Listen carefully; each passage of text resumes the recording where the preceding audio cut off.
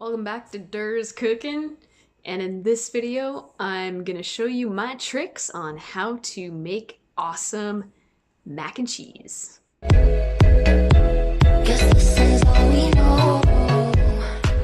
First things first is we need to put some water into our pot, and if you follow the directions on the box, so I'm just getting some no-name mac and cheese. It's a white cheddar version.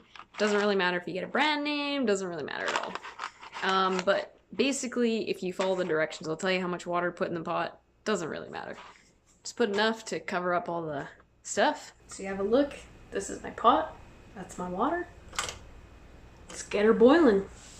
This is a great time to not only check on our water, but to subscribe to this channel and hit the bell icon so that you don't miss any more of these videos. Right, so now that our water is boiling, we are just gonna throw the stuff in. It's pretty simple, don't overthink it. It only took just, throw the stove on maximum to get that water boiling. Once it's boiling, you can put it down kind of like mid-high and just throw your noodles in there, and then we'll come back when it's ready to roll.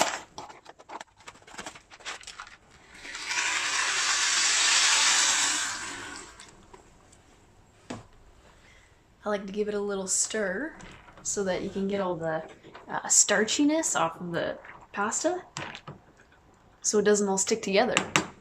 So you want to make sure that you stir it a couple times while it's cooking.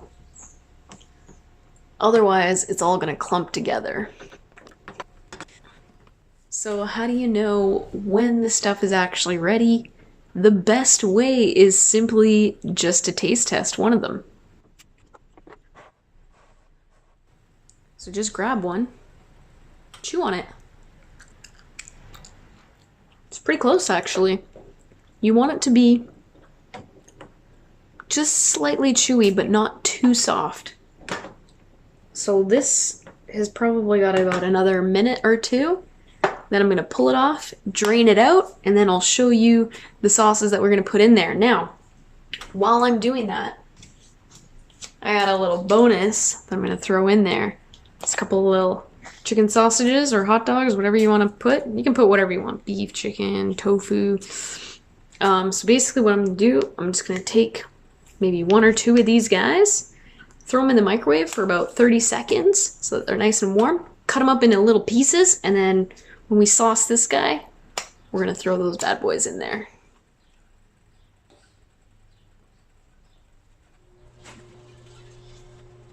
It's super important that you don't overcook the pasta. So I've got my drained pasta here. Got a little bit of butter. I'm just gonna cut off maybe like a 1/4 inch size of butter. Basically, the more butter you have, the creamier it will be. Throw it in there. And the trick is you want to get this all melty in the pasta before you start putting the other stuff in there. So now it's pretty much melted. We're going to throw in the little packet that came in the box. And like I said, it doesn't really matter the brand that you buy. They're all pretty much the same. If you follow the same technique, you'll have the perfect awesome mac and cheese. So stir that bad boy in a little bit before we put our milk. Just put a titch of milk. Maybe, boop. It's gonna be like about 1 to 2 tablespoons. And it will also depend on personal preference on how creamy you like it. So I would start off with about 1. I like mine a bit creamier, so I'll probably put another one. Until you can see that the sauce is pretty well mixed in.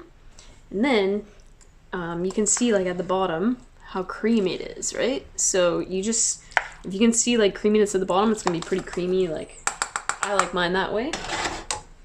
Now we've got our cooked wieners. You can tell they're cooked because they've split.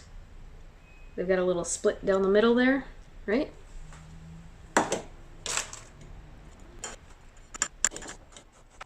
That's it. Throw those bad boys in here. Another awesome little trick you can do if you don't want to use hot dogs, maybe you like a little bit of spice. I like to throw sometimes some crushed red chili peppers in there. This tastes the best if you have a white cheddar mac and cheese. And there you have it. How to make awesome mac and cheese.